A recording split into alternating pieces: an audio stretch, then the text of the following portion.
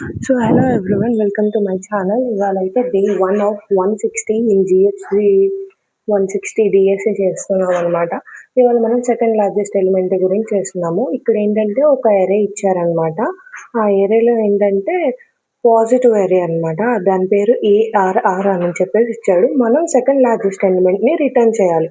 ఒకవేళ second largest element లేకపోతే -1ని రిటర్న్ చేయాలన్నమాట.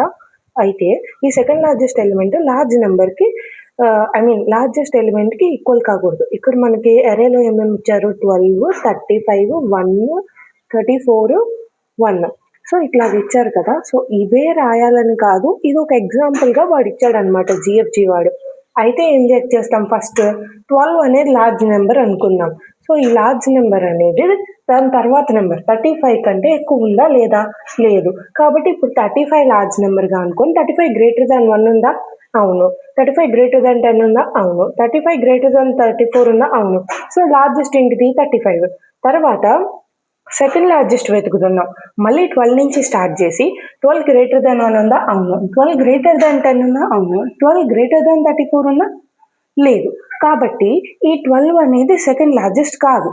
నెక్స్ట్ ఏంటంటే 12 అనేది అరేలో ఉన్న రిమైనింగ్ ఎలిమెంట్స్ కంటే గ్రేటర్ ఉంది, కానీ 34 కంటే కాదు. కాబట్టి ఇప్పుడు 34 అనేది సెకండ్ లార్జెస్ట్ ఎలిమెంట్. ఇది కోడ్లో ఎలా ఇంప్లిమెంట్ చేద్దామో చూద్దాం, ఓకేనా. సో ఫస్ట్ ఏంటంటే ఎన్ అనే వేరియబుల్ తీసుకొని అది అరే లెంత్కి ఈక్వల్ చేస్తున్నాము. సో మనం దాన్ని వాడుకోవచ్చని. అండ్ నెక్స్ట్ వచ్చేసరికి లార్జెస్ట్ -1 తీసుకుంటున్నాము, సెకండ్ లార్జెస్ట్ కూడా -1 తీసుకుంటున్నాము. ఒక ఫర్ లూప్ తీసుకుంటున్నాము. ఒకవేళ ఏదైనా అరేలో ఎలిమెంట్ అనేది ఈ లార్జెస్ట్ కంటే ఎక్కువ ఉందనుకోండి, అప్పుడు ఈ లార్జెస్ట్ ఎలిమెంట్ని అరే ఆఫ్ ఐగా తీసేసుకుంటాం. అప్పుడు ఏమవుతుంది, ఇప్పుడు ఇనీషియల్గా -1 ఉంది కాబట్టి -1 కంటే అరేలో ఉండే ఏ ఎలిమెంట్ అయినా ఎక్కువ ఉంటుంది, కాబట్టి ఆ ఎలిమెంట్ లార్జెస్ట్ అవుతుంది. మరి సెకండ్ లార్జెస్ట్కి ఎలా చూస్తాం, ప్రాసెస్ సేమ్. అరే ఆఫ్ ఐ అనేది సెకండ్ లార్జెస్ట్ కంటే ఎక్కువ ఉంటే అది సెకండ్ లార్జెస్ట్ ఎలిమెంట్గా తీసుకుంటాం, కానీ ఆ అరే ఆఫ్ ఐ అనేది లార్జెస్ట్ అవ్వకూడదు. సో అదే అనమాట ఇక్కడ.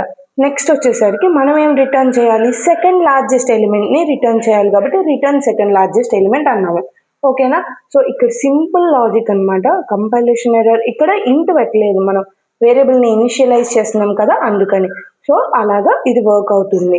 So thanks for watching this. Thank you.